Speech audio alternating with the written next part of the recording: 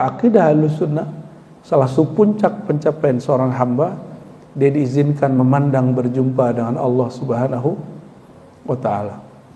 Ada beberapa kelompok meyakini Allah berada di arah atas. Kita boleh berdoa tangannya ke atas, itu kiblatud doa, bukan Allah berada di atas. Zat Allah yang boleh kita sentuh, karena zat ini tidak boleh difikirkan. Ulama kita menjelaskan tadi supaya tidak terjebak memikirkan dia. Sekali saja Bapak membayangkan Tuhan di tempat, langsung mikirin dia. Padahal memikirkan zat hukumnya haram, ya. Jadi kalimat syahadat itu meskipun pendek, itu maknanya luas sekali, karena di situ ada isbat zatil ilah. Apa itu syahadat? Pertama, meyakini, menetapkan bahwa ada zat Allah yang maha suci. Yang kedua, sifat Allah. Yang ketiga, af'al perbuatan Allah.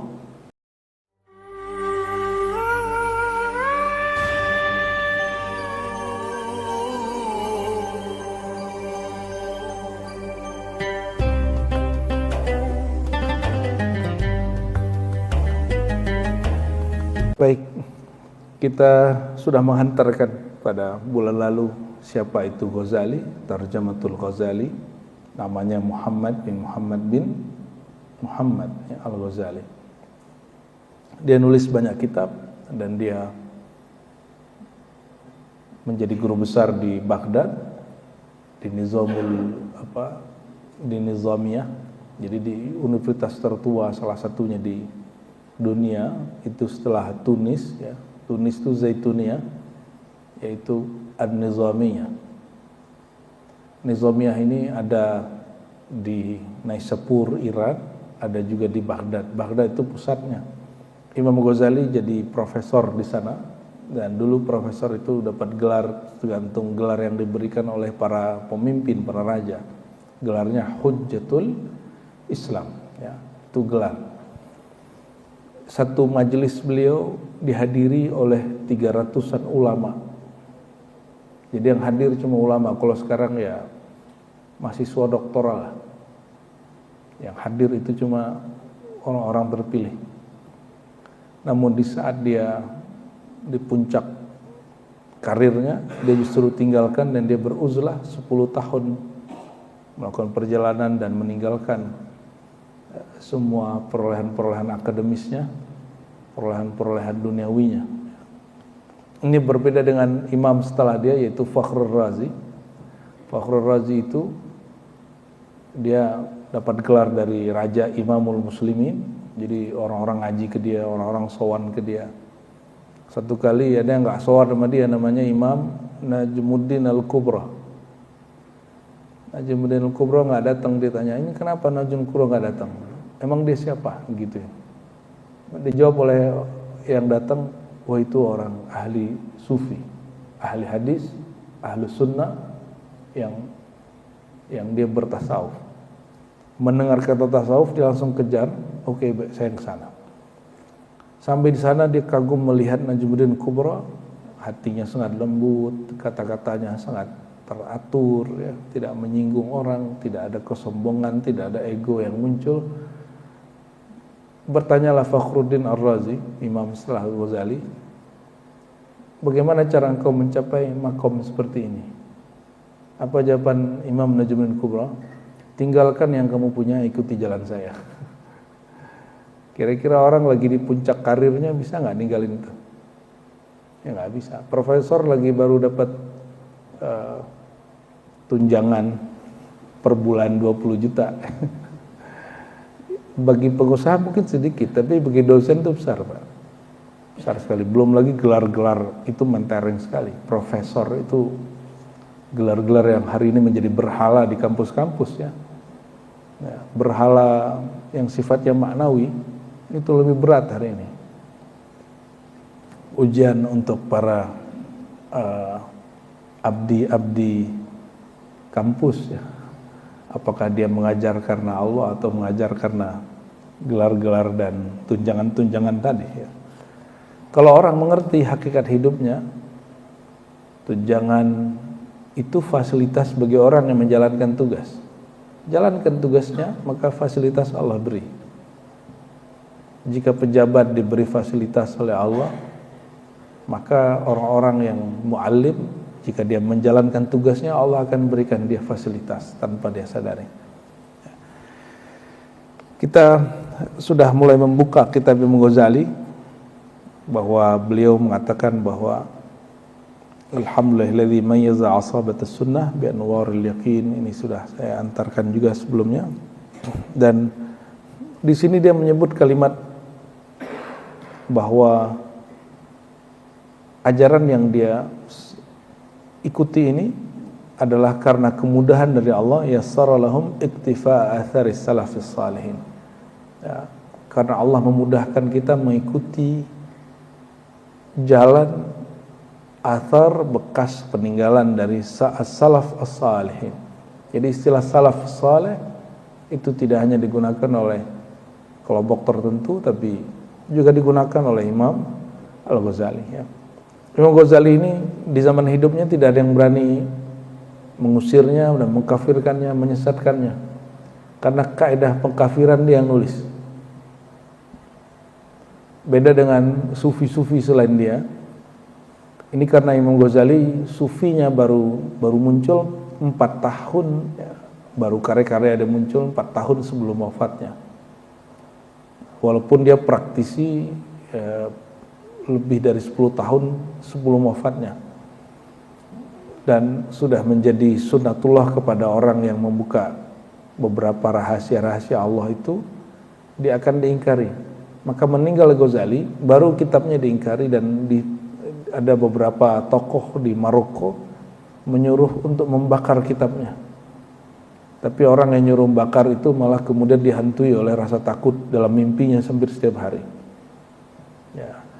Terus kalau seperti Imam Ibn Arabi, Sufi, karena dia membuka beberapa rahasia di zaman hidupnya, dan dia dikafirkan orang. Tapi para Sufi ini diminati oleh para pejabat. Ibn Arabi langsung diminta oleh Raja Kaukaus menjadi penasihatnya. Barangkali itulah penyebab para Sufi-Sufi yang masyhur viral di zamannya itu, fuqaha ahli fikih menjadi iri kepadanya. Ini juga terjadi pada Sufi seperti Al-Hallaj. Pernah dengar Al-Hallaj yang seperti Syekh Siti Jenar, yang mengatakan anal haq ketika dia sangat ekstase. Dia juga sangat diminati oleh para menteri. Begitu juga As-Suhrawardi, itu menteri-menteri pejabat murid dia. Melihat seperti itu, ulama ini kan gak semuanya kolbunya betul-betul ulama. Ulama itu cuma gelarnya. Kalau kolbunya ulama, dia hanya takut kepada Allah, dan dia mengerti segala sesuatu bergerak dengan izin Allah. Tapi akhirnya Al-Hallaj dituduh sesat dengan ajaran-ajaran tertentu. Ya, ada orang nyalin kitab dia, lalu disisipin sesuatu. Lalu juga sama Surawati al-Maktul dituduh juga begitu. Ibn Arabi bahkan digebukin orang sampai kemudian sakit-sakitan dan meninggal. Hanya Ghazali yang aman, Pak. Ghazali nggak ada yang berani mengkafirkannya, karena orang belajar kaidah mengkafirkan dari kitab dia. Nggak ada yang berani mengatakan dia ahli bid'ah, karena ilmu tentang bid'ah ada di kitab dia. Al-Mustasfa judulnya. Tentang takfir, pengkafiran, dia nulis judulnya Fadaih Al-Batiniyah. Dia expose kekeliruan kelompok Batiniyah, Ismailiyah, Syiah, ya. Dan dia sebutkan di situ bahwa kekufuran itu 3 aja: ilahiyat, nubuwat, sam'iyat. Bab ketuhanan, bab kenabian, dan mengingkari apa yang dikabarkan dalam Al-Quran tentang alam gaib atau akhir zaman atau akhirat. Di luar itu maka tidak disebut sesat. Nah, kalau di MUI sekarang ada 11 ya, berapa kriterianya? Itu terlalu banyak. Akan banyak orang yang menjadi musuh MUI nanti. Kita berharap MUI merevisi itu. Jangan berlebihan. Cukup ikutin imam kita Hujjatul Islam Al-Ghazali, ini 3 aja. menyalahi ilahiyat ketuhanan, ya, berarti meyakini ada Tuhan selain Allah atau menyangi Tuhan masuk ke dalam diri seseorang misalnya. Dan yang kedua nubuat, meyakini ada nabi selain Nabi Muhammad, seperti kelompok tertentu yang meyakini bahwa Mirza Ghulam Ahmad sebagai nabi, sebagai rasul misalnya. Atau yang meyakini Baha, bukan Gus Baha Pak, ada agama Bahaiyah sebagai rasul juga, dan lain sebagainya. Berarti ada nabi setelah Nabi Muhammad, itu juga keliru.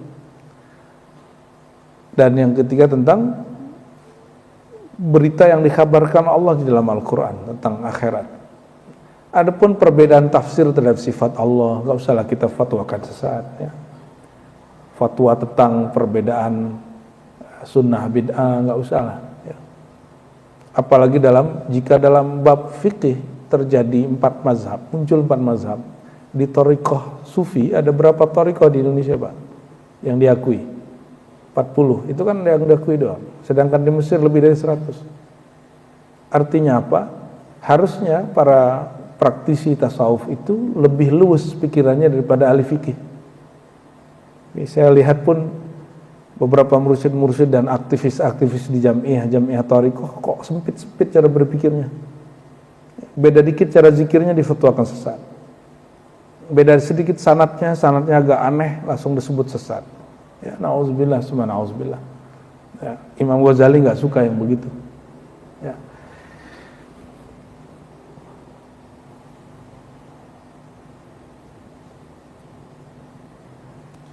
Kelompok salafus salih itu, kata beliau, i'tasamu min maqtayatil uqul bil hablil matin wa min syaril awwalin wa aqadihim bil manhaj al mubin. Jadi mereka berpegang teguh dengan kaidah-kaidah akal yang kuat, dengan Quran tentunya hablul matin, dan dengan manhaj yang jelas, ya. Fajama'u bil qabul baina nata'ijil uqul wa qadaya syara'al manqul. Jadi ciri-ciri ahli sunnah salafus saleh, ajaran yang sesuai salafus saleh itu bukan pokoknya ini yang paling benar, nggak begitu. Pokoknya selain ini bid'ah, nggak begitu. Justru ciri-ciri ahli sunnah itu jama'u baina nata'ijil uqul wa qadaya syara'al manqul. Mereka mampu mengcombine antara kaidah-kaidah akal yang sahih dengan kaidah-kaidah syariat yang diriwayatkan. Utahaqqaqu, lalu mereka menerapkan anna nutqa bima ta'abbadu bihi min qawli la ilaha illallah Muhammad Rasulullah laisa lahu ta'il, ya. Jadi menerapkan la ilaha illallah, ya. Dan dikatakan mahsul illam tatahaqqaq al-ihatah bima tadur alaihi hadhihi syahada min al-aqta wal usul wa arafu anna kalimat syahada ala ijaziha tatadammana. Jadi kalimat syahadat itu meskipun pendek, itu maknanya luas sekali, karena di situ ada isbat zatil ilah. Apa itu syahadat? Pertama, meyakini, menetapkan bahwa ada zat Allah yang maha suci. Yang kedua, sifat Allah. Yang ketiga, af'al perbuatan Allah. Itu kalimat syahadat la ilaha illallah. Jadi dalam la ilaha Allah terkandung 3 hal itu. Meyakini Allah zatnya wujud, sifatnya nyata, sifatnya jelas, dan juga yang ketiga af'al perbuatannya. Adapun syahadat nubuwah risalah itu mengandung makna, kata beliau, isbat sidqir rasul, meyakini bahwa rasul itu benar. Wa alimu anna bina al-iman ala hadhil arkan, ya. Dan mereka mengetahui bahwasannya iman itu terbangun dalam 4 pilar. Nah, ini yang akan kita kaji di kitab ini, ya. Nah, ini di fasal muqaddimahnya beliau mengatakan ada 4 daripada inti ajaran Ahlus Sunnah yang terkandung dalam syahadat. Pertama, ar-ruknul awal fi ma'rifati dzatillahi ta'ala wa madarihi ala asyrati usul. mengenal zat Allah itu, ini mengenal zat Allah semampu kita, bukan sebagaimana Allah sebenarnya, tapi semampu kita. Itu mencakup 10 hal. Coba Bapak Ibu perhatikan. Wahiyal ilmu biwujudillahi ta'ala wa qidamihi wa baqaih. Pertama, ilmu tentang bahwa wujud Allah itu wajibul wujud. Apa arti wajibul wujud?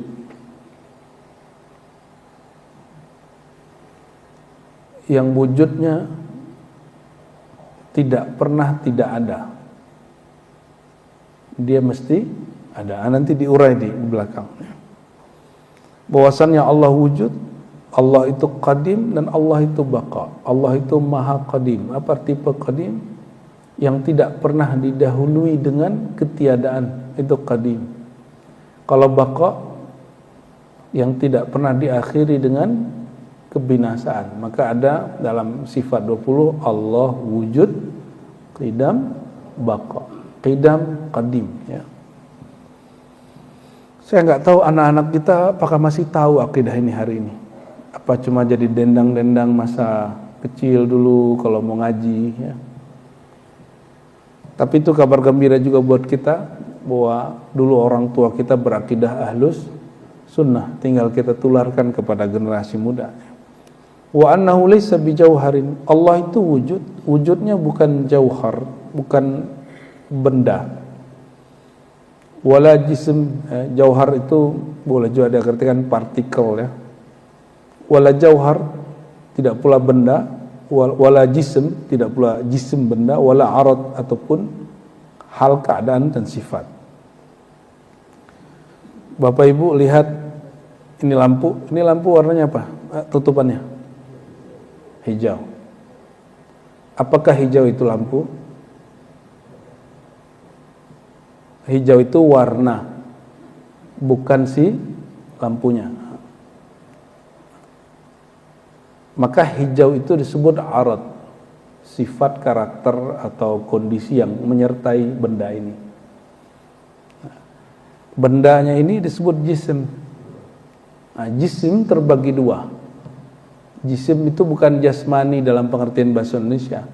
Jisim itu arti kebendaan. Ada benda yang sifatnya kasar, disebut jismun kathif. Ada benda yang disebut yang halus. Dalam akidah ahlus sunnah, cahaya yang Bapak nikmati hari ini sehingga bisa melihat orang kiri kanan depan belakang, cahaya itu juga disebut benda, tapi benda halus. Meskipun dalam ilmu fisika modern itu terjadi perbedaan, apakah cahaya itu gelombang, apakah cahaya itu urusan ilmuwan sekarang, ya. Tapi dalam kajian-kajian akidah, selain Allah itu jisim. Ada yang juga bukan jisim, ya. Sedangkan jisim terbagi dua, tadi yang halus dan kasar, ya. Ada yang madi, ada yang ma'i, ada yang cair, ada madi kasar, ya, dia meter kayak ada masanya. Ada juga yang cair, mengalir seperti air.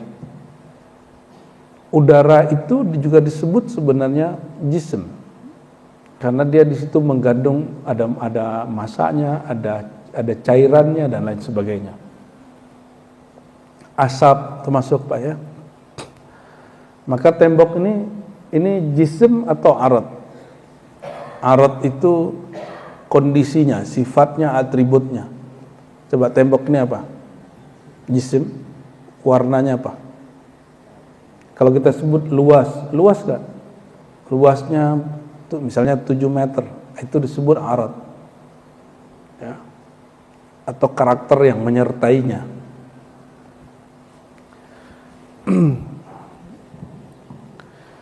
Tapi perlu diingat, karakternya bukanlah dia yang sebenarnya. Hijau yang menjadi warna si lampu bukanlah lampu itu. Jadi kalau disebut sifat Allah alim, ya, maka itu hanya sifat. Ilmu bukan zat Allah, tapi ilmu itu hanya sifat Allah. Jadi Allah mengetahui sesuatu dengan ilmunya, bukan dengan zatnya. Allah memandang sesuatu dengan basornya, sifat memandangnya, bukan dengan zatnya. Tapi sifat-sifat itu ada pada zatnya. Itu maksudnya. Bisakah memisahkan hijaunya dengan benda ini? Tidak, nggak bisa ya.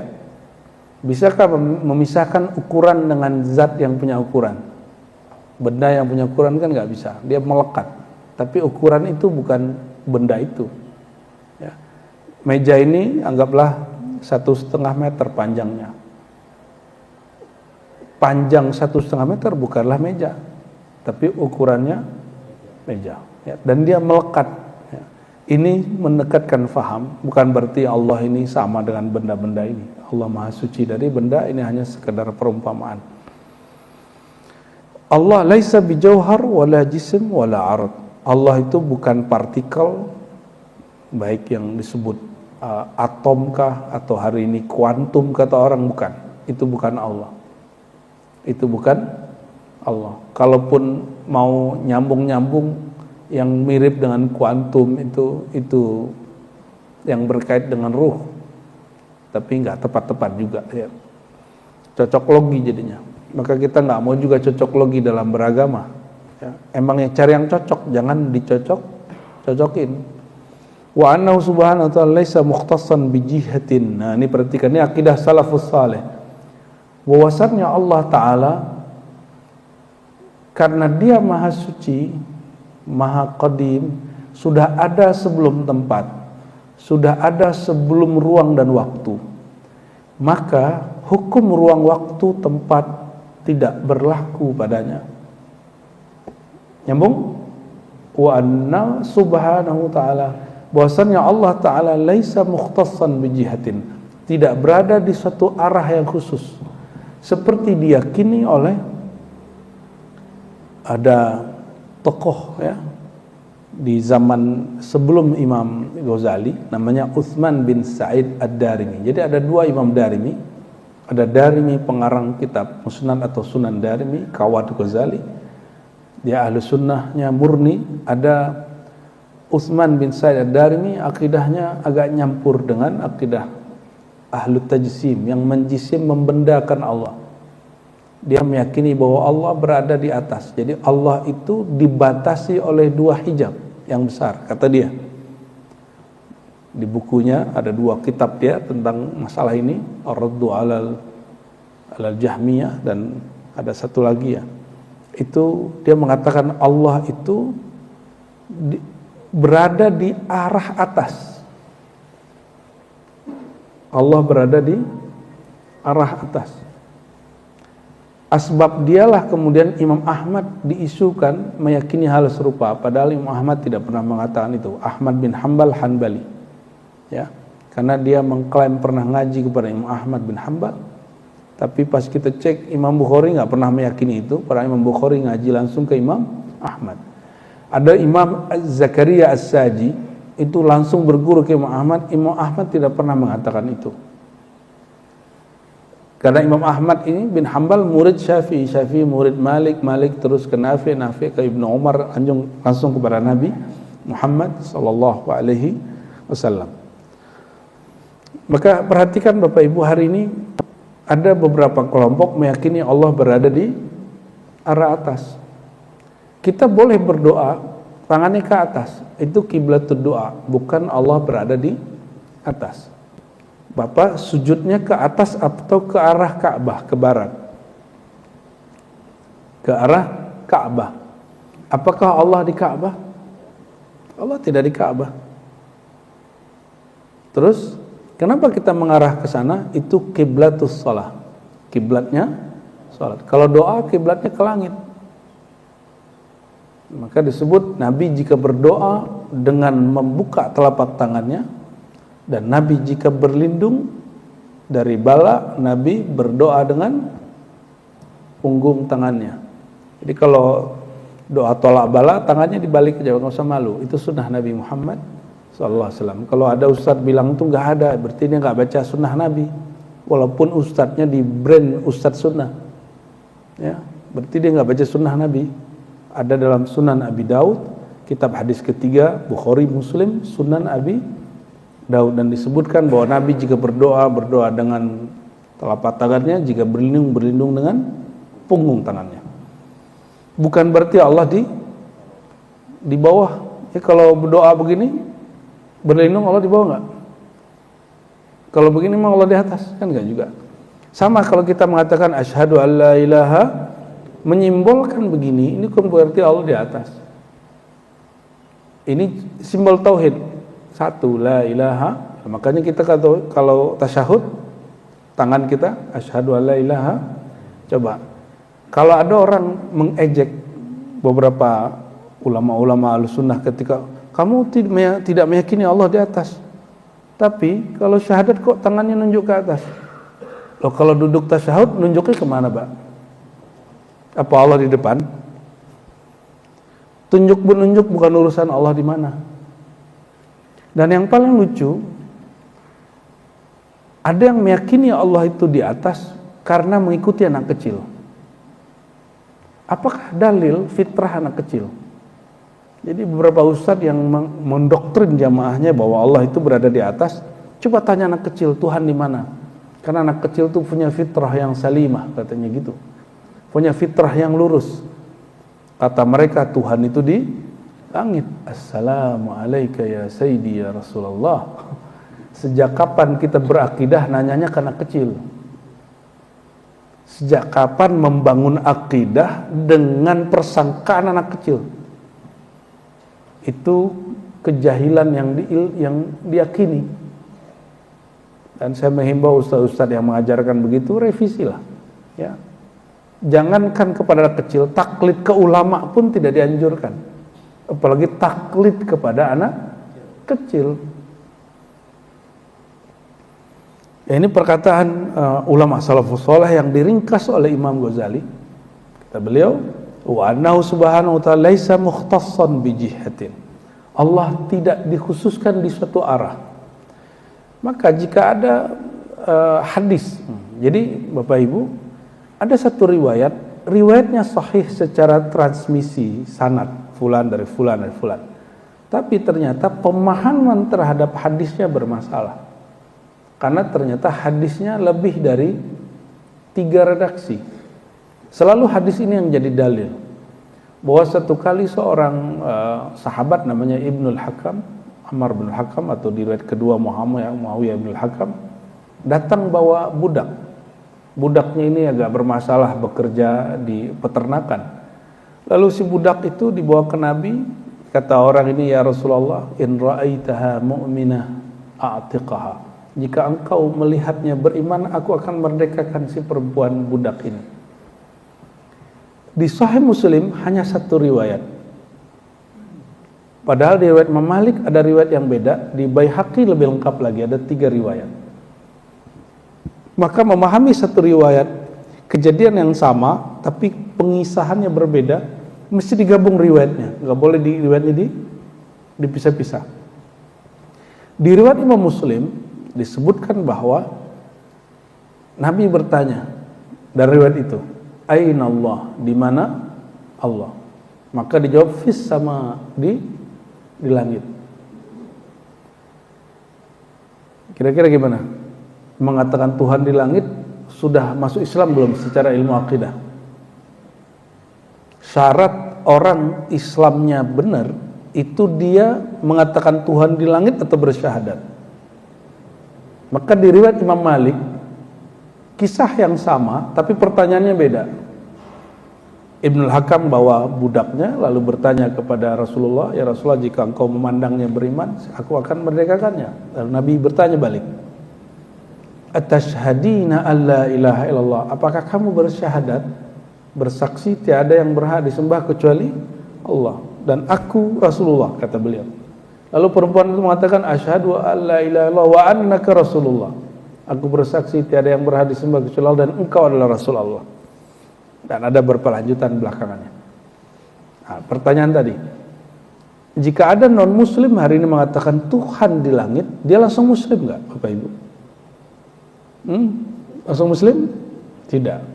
Maka tidak semua riwayat ditelan mentah.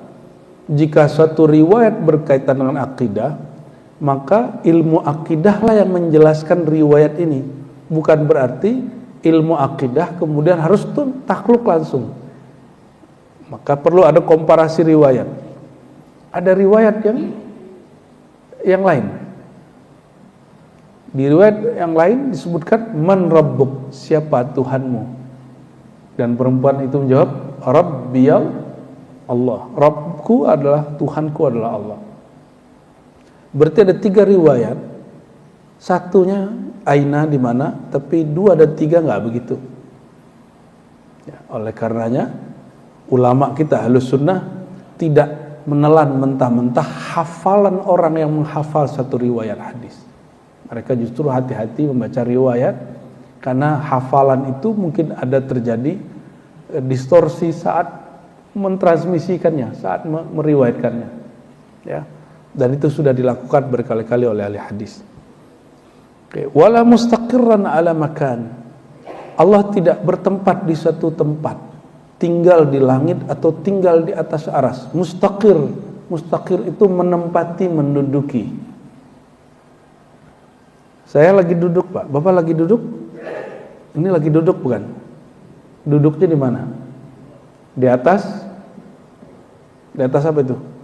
Karpet. Kalau kita duduk di suatu tempat, terjadi persentuhan nggak antara fisik kita dengan tempat itu? Oke, sudah? Bapak posisi di mana kalau lagi menempati satu, di atas atau di bawah? Nah, ini yang diyakini oleh Ibnu Abi Ya'la, ya. Bukan Imam Abu Ya'la tapi Ibnu Abi Ya'la. Ada juga As-Saghuni.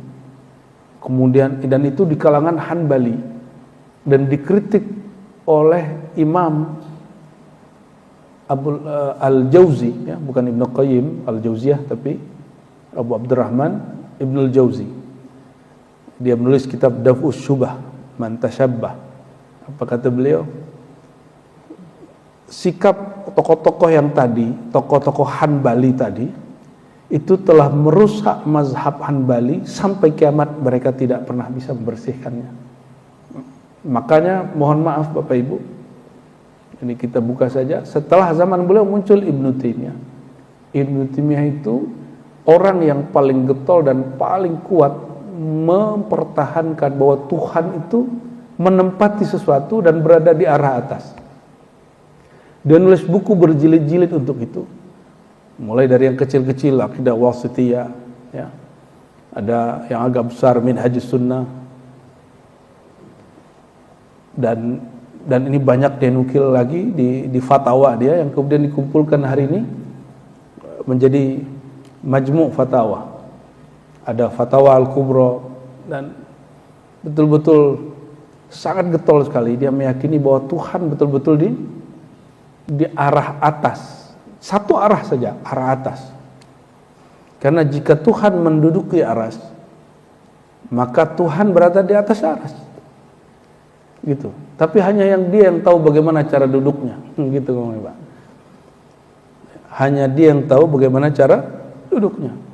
Dan dia turun sepertiga malam terakhir, masuk ke langit dunia, hanya dia yang tahu cara turunnya. Kita Ahlus Sunnah, di Ahlus Sunnah ada 2. Teks begini dibiarkan saja dan serahkan kepada Allah, karena Allah bukanlah benda, Allah bukanlah partikel, Allah bukanlah suatu atribut karakter yang ada pada makhluk. Maka jika dia adanya tidak bertempat. Jika dia menyebut turun-turunnya bukan dari atas ke bawah, karena yang turun di atas ke bawah itu makhluk, dia khalik.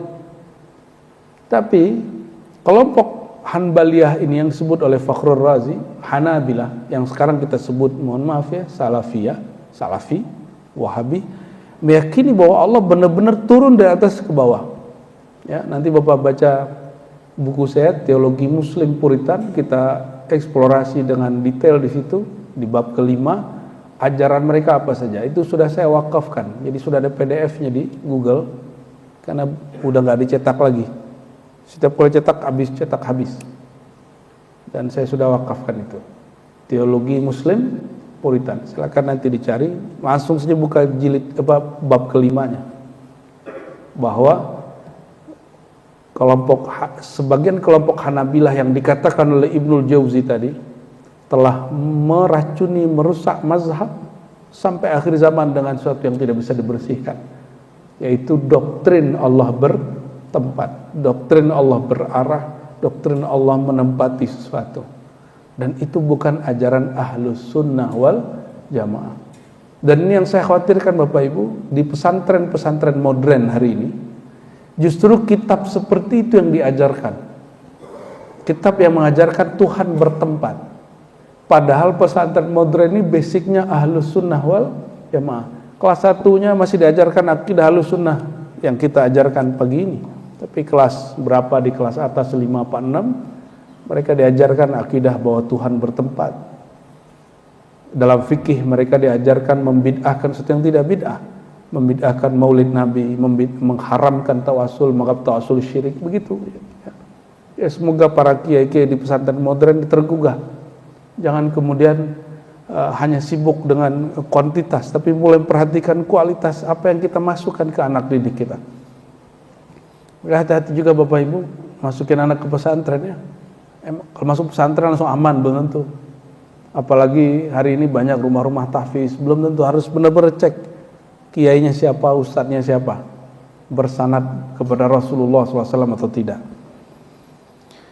Wala mustaqirran ala makan, Allah tidak menempati satu makan, tempat. Kenapa?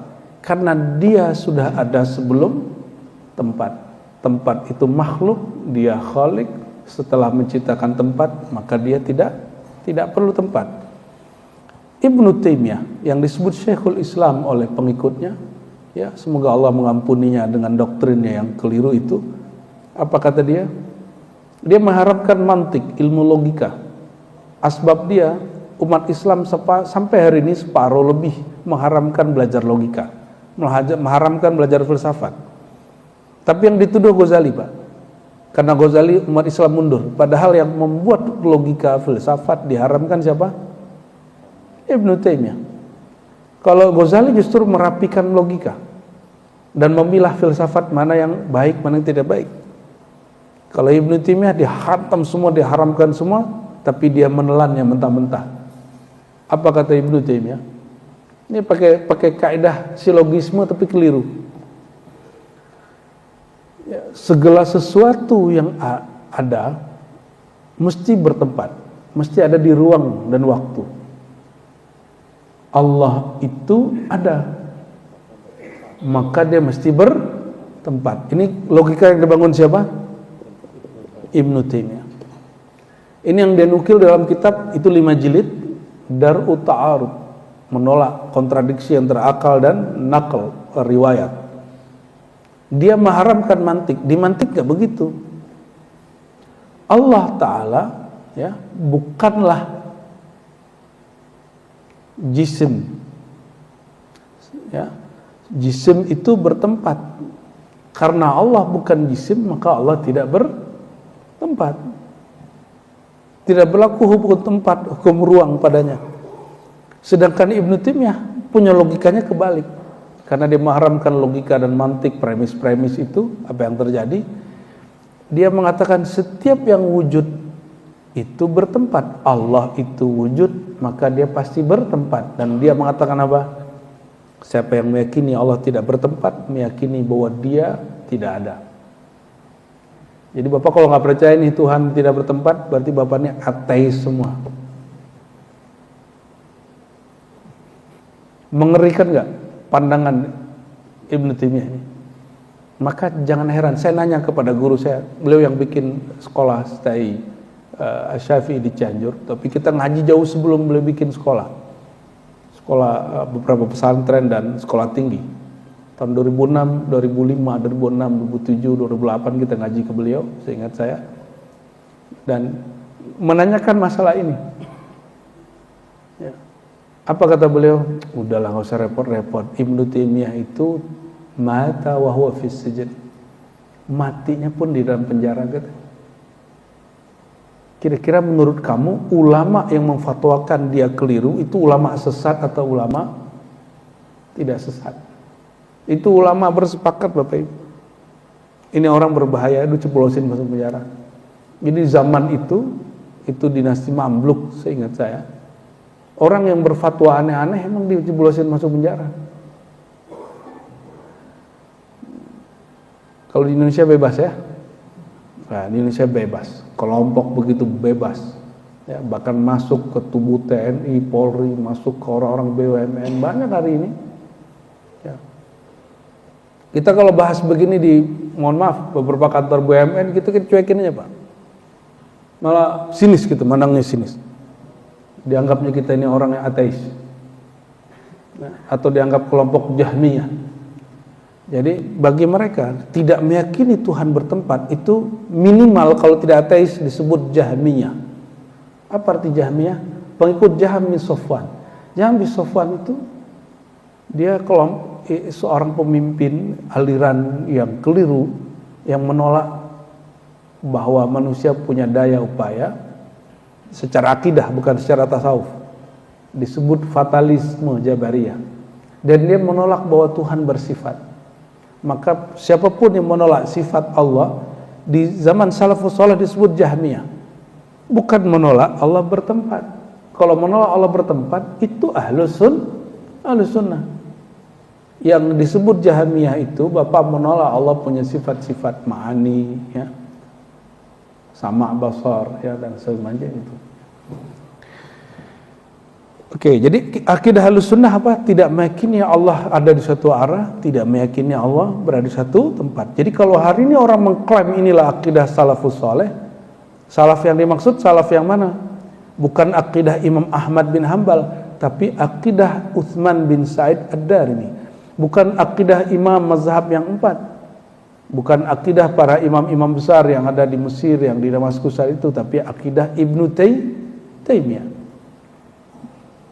Akidah inilah yang kemudian dikembangkan kembali beberapa abad oleh seorang tokoh di Najd namanya Muhammad bin Abdul Wahhab yang kemudian disebut Wahabi. Ini banyak yang protes juga ya, kita nggak perlu benci dengan Wahabi, kita boleh berbeda dengan Wahabi. Ini siapa yang cenderung ke sana, saya tidak larang, tapi kita boleh beda nggak? Boleh beda. Tapi yang fanatisme Wahabi ini lucu, mengatakan, kenapa kami tidak disebut kelompok Muhammadiyah? Karena kami Muhammad bin Abdul Wahhab. Ini orang nggak ngerti sejarah mazhab. Imam Ahmad bin Hambal, mazhabnya disebut Hanbali, bukan mazhab Ahmadiyah. Imam Syafi'i nama kecilnya apa? Muhammad bin Idris, tidak disebut mazhab Muhammadiyah. Abu Hanifah nama kecilnya Nu'man bin Thabit, tidak disebut mazhab Nu'maniyah. Hanya Imam Malik yang disebut mazhab Maliki karena namanya Malik bin Anas. Jadi tidak mesti kemudian nama mazhab aliran itu mengikuti nama kecil dia, bisa jadi nama kakeknya, bisa jadi ujung namanya di belakang ya. Muhammadul Wahhab disebut Wahabiyah. Tapi sekarang kalau di Malaysia masih disebut Wahabiyah. Di Brunei kawan-kawan kita masih sebut Wahabiyah. Di Indonesia kita sering ambigu dengan istilah Salafiyah. Hadratus Syekh Hasyim Asy'ari pendiri Nahdlatul Ulama menolak istilah salaf untuk kelompok Wahabi. Maka dia mendirikan NU dan menyebut pesantrennya pesantren Salafiyah. Artinya dua, pertama klasik tradisional, tapi Salafiyah ini bermakna bukan itu. Salafiyah itu mengikuti salafus saleh, itu yang sebenarnya. Jadi Bapak kalau masukin anak ke pesantren, ini salafnya cek dulu, salaf yang mana nih? Ya. Salaf yang Ahlussunnah, Asy'ariyah, Maturidiyah atau salaf yang ngaku paling sunnah, itu beda. Wa annahu yura wa annahu wahid. Karena dia ada meskipun tidak memerlukan tempat. Sesuatu yang ada dalam akidah Ahlussunnah mungkin dilihat. Mungkin dapat dilihat. Maka akidah Ahlussunnah salah satu puncak pencapaian seorang hamba, dia diizinkan memandang berjumpa dengan Allah Subhanahu wa taala. Wa annahu yura. Nah, ini kesamaan antara akidah Wahabi dengan ahli sunnah Asy'ariyah itu satu hal, sama-sama meyakini Allah bersifat dan dapat dilihat, tapi berbeda dalam sifatnya, berbeda dengan cara melihatnya. Bagi Ibnu Taimiyah, kelompok Salafi Wahabi hari ini, Allah itu dilihat, Allah itu berada di atas. Kata Ibnu Taimiyah, kalau dia tidak di atas, gimana cara lihatnya? Jika dia tidak bertempat, terus mau lihat apa? Inilah yang kemudian disebut oleh beberapa profesor yang saya temui dulu ya. Ibnu Taimiyah ini berhasil membawa akidah sebagian umat Islam kepada akidah yang cenderung kepada materialism, matter, ya, atau tapi saya tidak sepakat juga langsung, tapi kita hanya menyebutnya syibhut tajsim, cenderung mirip kepada tajsim, membendakan Allah, tapi tidak mutlak, ya. Ya, semoga Allah mengampuni beliau, ya, amin ya rabbal alamin. Dan karena akidah ini sangat berbahaya sekali hari ini, dan saya hampir mendengar semua kelompok-kelompok ekstremis kebanyakan akidahnya mengikuti Ibnu Taimiyah. Bapak lihat ISIS itu akidahnya ikut Ibnu Taimiyah. Ya. Kelompok apapun yang ada hari ini, pejuang-pejuangnya di Suriah dan sebagian yang di wilayah-wilayah yang di Sudan yang bikin rusuh, ya, di Nigeria, itu mereka meyakini seperti itu. Ya, semoga Allah jaga umat kita. Amin ya rabbal alamin. Namun Salafiyah ini kan ada dua juga, Salafiyah yang dipersenjatai, ada yang Salafiyah yang mengaku ilmiah.